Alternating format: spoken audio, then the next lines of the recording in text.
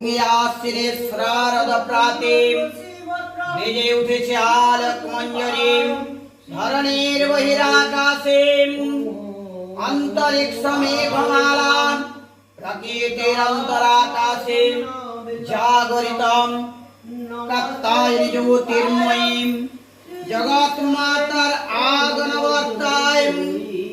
আনন্দময়ী মহামায়া পদধ্বনি অসীম ছন্দে বেজে উঠেছে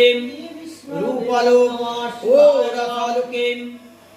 কানে তার নবভাব মাধুরী সঞ্জীবনী তাই আনন্দিতা শ্যামলী মাতৃকার